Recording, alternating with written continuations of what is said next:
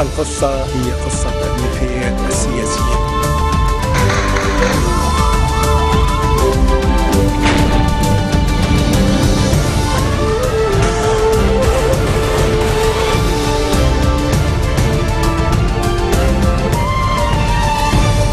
Bonjour à tous et merci de nous rejoindre sur Futur TV pour cette nouvelle édition de la rédaction. Voici les titres de ce journal. Une bombe explose sur la route de Chtora dans la Bekaa. Pas de victimes mais des incertitudes sur l'origine de la déflagration. Le juge Saker Saker demande l'ouverture d'une enquête. Lancer de bouteilles et vive altercation verbale au Parlement. La réunion de la Commission des Travaux Publics a dégénéré en dispute entre députés du CPL et du Courant du Futur. Réaction tendue autour de l'intervention russe. Ankara avertit Moscou contre toute violation de son espace aérien. En Syrie, des groupes rebelles appellent à lutter contre l'occupation russo-iranienne. On débute ce journal par ce terrible accident à Nar El Mout. 4 personnes sont mortes dans la collision entre 2 voitures et un camion d'essence à l'intersection d'Al Rouessat, au début de l'autoroute du Méthane. 3 personnes sont également blessées. Une bombe a explosé en milieu de journée sur la route de Chtora sans faire de victimes. Le commissaire du gouvernement près le tribunal militaire, le juge Saker Saker, a demandé l'ouverture d'une enquête. L'engin aurait été placé à proximité d'un bureau de douane. Selon la LBC, un véhicule appartenant au Hezbollah a été visé par un engin explosif de 4 kg. Une source sécuritaire confie quant à elle au Daily Star que cet axe est régulièrement emprunté par des membres du Hezbollah en route vers la Syrie, où des milliers de combattants du parti sont déployés. Rien ne permet pour l'heure de dire si le parti était la cible de cette explosion. Depuis qu'il a déclaré officiellement son implication en Syrie aux côtés de l'armée de Bachar el-Assad, le Hezbollah a été la cible d'épisodes de représailles, dont plusieurs attentats suicides meurtriers dans la banlieue sud. L'actualité d'aujourd'hui est aussi marquée par cette vive altercation ce matin au Parlement entre des députés du Bloc du Futur et du Bloc aouniste. L'incident s'est produit durant la réunion de la Commission parlementaire des Travaux Publics. La dispute a débuté par un échange verbal musclé entre Hikmat Dib du CPL et Mohamed Kabani du Courant du Futur. C'est alors que Ziad Aswad du CPL a lancé une bouteille en direction de son collègue du Futur, Jamal Jarrah. Plusieurs élus se sont alors interposés pour éviter que la bagarre ne dégénère. La séance a ensuite été levée sans qu'aucune décision n'ait été prise sur le dossier de l'énergie. Au menu de cette réunion, au début de la séance, le ministre des Finances, Ali Hassan Khalil, a déclaré qu'il attendait la réponse du ministère de l'Énergie sur certains points en particulier. La tension est vive entre les 2 ministères, même si tous 2 font partie du même camp politique du 8 mars, chacun s'accusant mutuellement d'être responsable de l'état délétère du secteur électrique. Et sur la crise des déchets, les préparatifs se poursuivent pour l'application du plan de gestion des ordures, déclare Akram Chayeb au quotidien An-Nahar. Selon le ministre de l'Agriculture, la mise en train des aménagements au Hakar sont en cours, aménagements qui visent à transformer ce dépotoir en décharge sanitaire. Même chose pour la réouverture de la décharge de Nahamé, où des efforts sont déployés en vue de remédier à l'opposition de certains habitants, affirme Akram Chayeb. La crise des déchets ne peut pas faire les frais d'un laxisme politique, met en garde le ministre. Sans solution au problème des ordures, rien ne pourra être accompli au niveau national, poursuit-il. S'unir et coopérer en vue d'élire un chef de l'État, c'est le message du pape aux dirigeants maronites. Le souverain pontife aurait envoyé une lettre secrète à certains responsables chrétiens. C'est ce que rapporte aujourd'hui le quotidien Saphir. François a envoyé cette missive il y a une dizaine de jours, affirme le quotidien, qui cite des sources haut placées en contact avec le Vatican. Je vous rappelle que la vacance présidentielle au Liban a fait également partie des sujets abordés lors de la brève rencontre samedi dernier entre le pape et le directeur de la Sûreté générale libanaise, le général Abbas Ibrahim, qui était en visite au Vatican. Ankara avertit Moscou contre toute violation de son espace aérien. Nos règles d'engagement sont claires, déclare Ahmet Davutoglu. Alors que la Turquie aurait intercepté à 2 reprises hier et aujourd'hui des avions russes à hauteur de sa frontière avec la Syrie. Dimanche, des jets russes auraient forcé un appareil à faire demi-tour en plein vol. Les jets turcs, le Premier ministre turc s'est voulu dissuasif. Les forces armées turques ont pour ordre d'intercepter, je cite, même un oiseau, affirme Davutoglu. Il assure que Moscou serait considéré responsable de tout événement non voulu.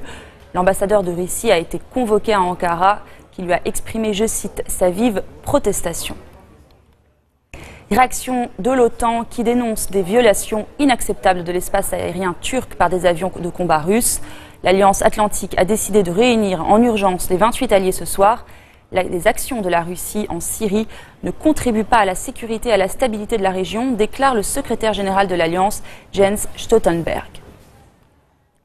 Réaction également des États-Unis, qui estiment que la violation de l'espace aérien de la Turquie par la Russie n'était pas accidentelle. Des groupes rebelles syriens, dont l'ASL et les islamistes d'Ahrar el-Sham, appellent à lutter contre l'occupation russo-iranienne de la Syrie. Dans un communiqué, ils demandent la formation d'une alliance régionale. Moscou a encore déclaré aujourd'hui que l'objectif des raids aériens russes est de soutenir l'armée gouvernementale face aux terroristes, mais les Occidentaux l'accusent de viser la rébellion modérée pour prêter main forte au régime de Bachar el-Assad. Et dans le même temps, Moscou fait le bilan de ses frappes. Ces dernières 24 heures, les avions ont effectué 25 sorties et touché 9 objectifs du groupe État islamique, annonce le ministère russe de la Défense. Un poste de commandement de l'EI a été détruit dans la province de Hama, selon la Russie. Dans celle de Holms, ce sont des dépôts de munitions et un nœud de communication qui auraient été ciblés. Moscou évoque aussi des bombardements sur des véhicules blindés dans la province d'Idlib. Et Laurent Fabius a estimé que les frappes doivent viser aussi les groupes considérés comme terroristes, dont le Front al-Nosra, une branche syrienne d'Al-Qaïda. La France avait dans un premier temps reproché à la Russie de ne pas concentrer ses attaques uniquement sur l'EI. On écoute le ministre français des Affaires étrangères.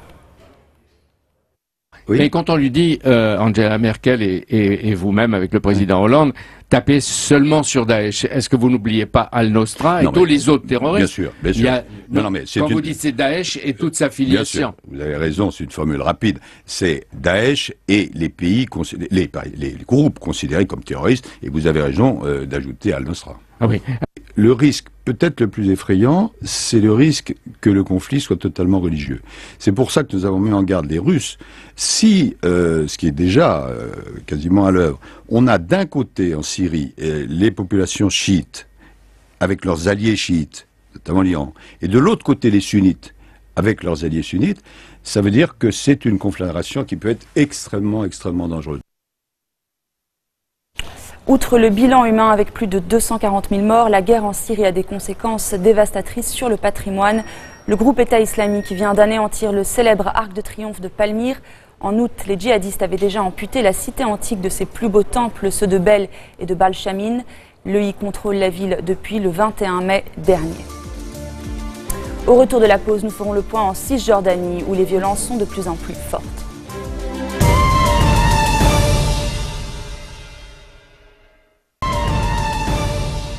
La tension est forte en Cisjordanie. Un jeune adolescent palestinien est mort ce lundi lors de heurts avec l'armée de Tsahal. Cela s'est produit dans le camp de réfugiés d'Aïda à Bethléem. Abdelrahman Abdallah, 13 ans, a été mortellement touché au torse par des balles. Il est le deuxième jeune palestinien à être tué par des soldats israéliens en 24 heures en Cisjordanie. Hier soir, un autre jeune de 18 ans a perdu la vie dans des tirs de l'armée israélienne. La Cisjordanie et Jérusalem-Est sont en proie à un nouveau cycle de violence. 4 Israéliens sont morts depuis jeudi soir dans 2 attaques au couteau. Selon le Croissant Rouge palestinien, plus de 150 Palestiniens ont été blessés en 48 heures, touchés par des balles ou des projectiles caoutchoutés de l'armée de Tsahal. Et 1,5 million, c'est le nombre de migrants qui pourraient avoir trouvé refuge en Allemagne en 2015. Un chiffre bien supérieur à ceux jusqu'à présent avancés par le gouvernement. Ces prévisions sont dévoilées par le quotidien allemand Bild qui cite un document confidentiel. Celui-ci estime à 920 000 le nombre de migrants à venir, un chiffre qui dépasse largement les anticipations officielles. Les autorités avaient dit s'attendre à accueillir entre 800 000 et 1 million de personnes pour toute l'année 2015. Au Portugal, on votait hier et c'est la coalition sortante de centre-droit qui a remporté ce scrutin législatif avec 38,6% des voix contre 32,4% pour l'opposition socialiste. La victoire de l'alliance gouvernementale n'est cependant pas totale. Celle-ci perd tout de même sa majorité absolue au Parlement. Autre score remarqué, celui du bloc de gauche, l'équivalent du Syriza au pouvoir en Grèce. La formation obtient 10,2% des suffrages et 19 sièges contre 8 précédemment, du jamais vu dans son histoire. Au total, plus de 9,6 millions d'électeurs étaient appelés à renouveler leurs 230 représentants au Parlement. Je vous propose d'écouter le Premier ministre sortant. Le gouvernement que j'ai eu l'honneur de diriger avec le vice-premier ministre Paulo Portas nous a donné la possibilité d'accomplir un cycle et de regarder l'avenir avec davantage de confiance et d'espoir. Direction à présent la France, où 4 personnes sont toujours portées disparues au lendemain d'inondations meurtrières. Les coulées de boue ont fait 17 morts dans 5 localités du sud du pays, dont Cannes et Antibes. Les recherches se poursuivent même si la préfecture du département des Alpes-Maritimes a indiqué que l'espoir de retrouver des survivants est limité. On déplore d'importants dégâts matériels. 9000 foyers sont toujours privés d'électricité. Enfin, 9 personnes soupçonnées de pillage après les inondations vont être déférées devant les juges. 7 sont encore en garde à vue. Et nous restons en France pour nous rendre dans sa capitale. C'est à Paris que les grandes marques dévoilent en ce moment leur collection automne-hiver, dont la griffe Alexander McQueen. Des tons poudre blanc et noir, des robes longilignes et des accessoires qui ont enthousiasmé les invités, dont l'actrice Salma Hayek. Écoutez sa réaction. Yes, it was really beautiful. Oui, c'était vraiment beau, très romantique, comme toujours, avec beaucoup de détails. Mais cette fois, j'ai vraiment aimé les accessoires. J'ai tout aimé, mais les accessoires étaient surprenants. Les chaussures étaient très différentes, les sacs sont incroyables. Et mes favoris, ce sont ces harnais, ces colliers. Je vais voir si je peux en prendre un maintenant. C'est vraiment, vraiment beau. J'ai beaucoup aimé la dentelle aussi. Le mouvement, c'est si joli, vraiment, vraiment joli. Et c'est aussi en ce moment la saison des prix Nobel en médecine. 3 éminents chercheurs ont été récompensés, l'Irlandais William Campbell et le Japonais Satoshi Omura pour leurs travaux sur un nouveau traitement contre les infections causées par des vers. La 3e lauréate est la chinoise Yu Yutu, primée pour ses découvertes sur une nouvelle thérapie contre le paludisme. C'est la fin de ce journal. Voici le rappel des titres qui ont marqué l'actualité de cette journée. Une bombe explose sur la route de Chtora dans la Beka, pas de victimes mais des incertitudes sur l'origine de la déflagration. Le juge Saker Saker demande l'ouverture d'une enquête. Lancer de bouteilles et vive altercation verbale au Parlement, la réunion de la Commission des Travaux Publics a dégénéré en dispute entre députés du CPL et du Courant du Futur. Tension autour de l'intervention russe, Ankara avertit Moscou contre toute violation de son espace aérien. En Syrie, des groupes rebelles syriens appellent à lutter contre l'occupation russo-iranienne. Merci de votre attention. Retrouvez-nous tous les jours à 16h40 heure de Beyrouth. Vous pouvez également nous suivre en ligne sur notre site web ou en téléchargeant notre application mobile. Excellente soirée à toutes et à tous. القصة هي قصة المحيط السياسية.